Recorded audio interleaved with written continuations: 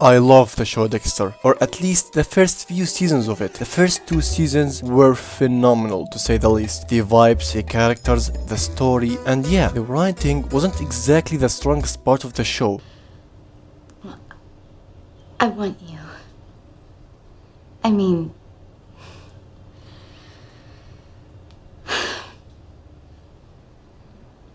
Oh. Okay. Thanks.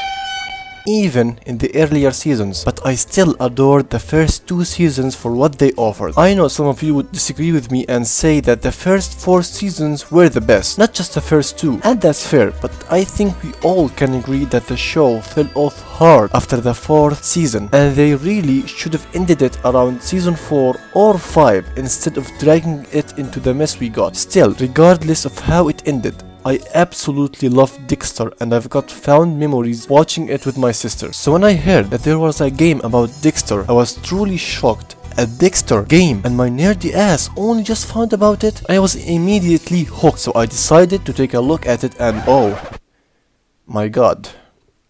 Well, this is gonna be a wild ride. Before I start this video, please consider hitting that like button and subscribing to my channel so I can reach 100 subscribers before 2026. Without taking too much of your time, let's start. Dexter the Game is a mobile game released in September 13, 2009 for the iPhone, so that explains the horrendous graphics we saw at the start. I tried to run it on my phone, but it's incompatible with my phone due to the game being too old to run on newer systems, so I tried to look for it on PC, and to my surprise, there is a version available for Windows. After downloading the game, first thing I realized that the game only runs at 720p, so excuse me for the horrible quality. The game's storyline takes place during the first season of the show. The game starts with the first victim of Dexter's dark passenger, which is Mike Donovan, just like the show. In fact, a lot of the victims in this game are from the show. Before I continue with the first mission, I need to explain to you the gameplay loop of this game, which can be separated into 3 sections. The investigation phase, which is the longest phase by the way, consists of you gathering evidence, looking for leads, asking and talking with your fellow detectives and potential suspects. 2. The preparation phase.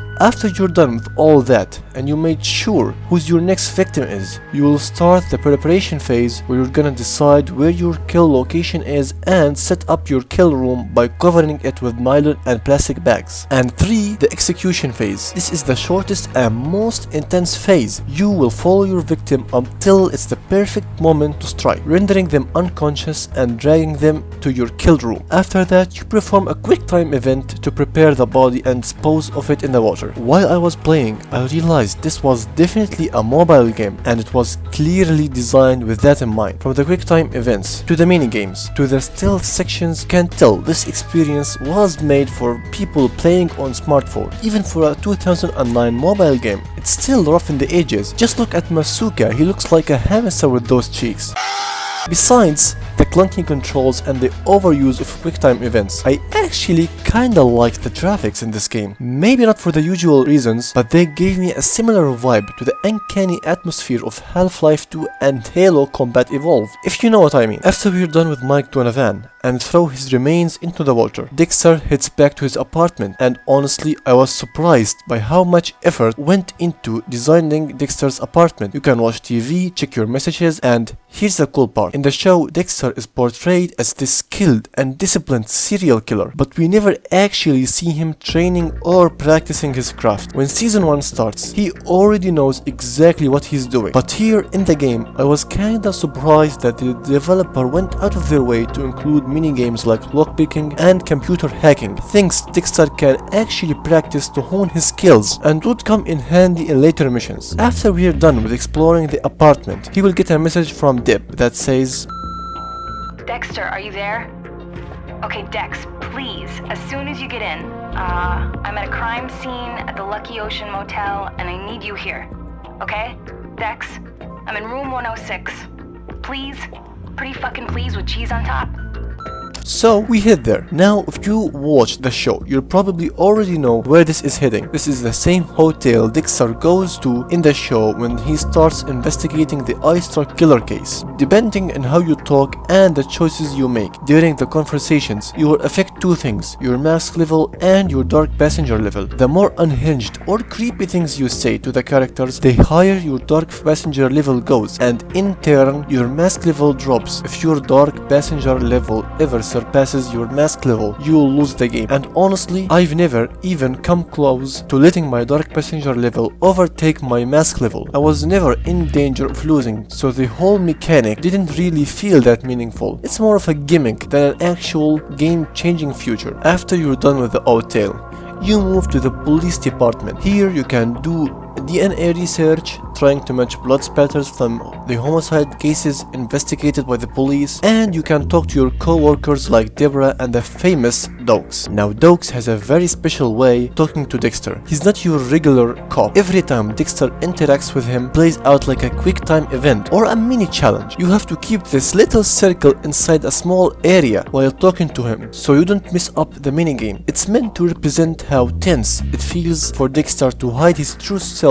whenever Dogs is around him. To chase me down the rabbit hole. What was that, Morgan?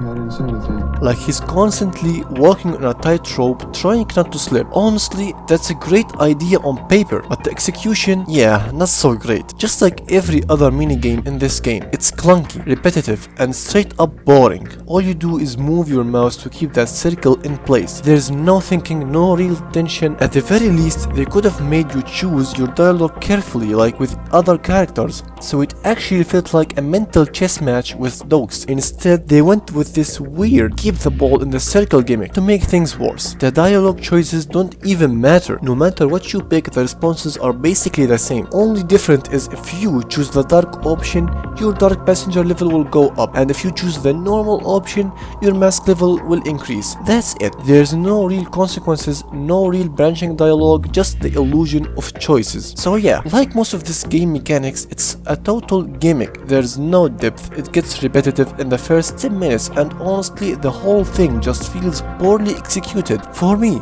I found this game pretty disappointing because honestly around 70% if not 90% of it is basically one-to-one copy of the show. They could have at least tried to make it take place before the events of the show, maybe to give us some kind of backstory for Dexter, but no, they played it safe and just recreated the first season beat for beat. That makes the whole thing super repetitive. If you've already watched the show, there's no surprise left. You already know exactly what's going to happen. Remember earlier I mentioned the different phases: the investigation phase, the preparation phase, and the execution phase. Yeah, all of them are basically cookie cutter sections filled with minigames and awful stealth segments where you move slower than a snail.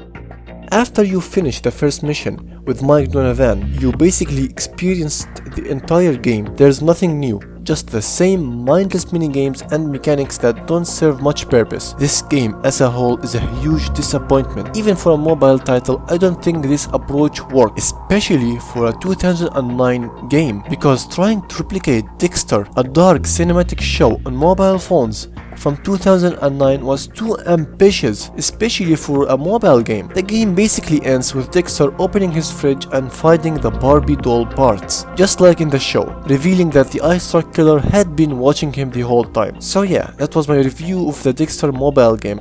Honestly, I expected something better, but for what it is, a 2009 mobile game, it's not terrible, just underwhelming. Let me know what you guys think of the game if you have played it, and don't forget to hit the like button and subscribe to my channel if you want to see my future reviews. Peace.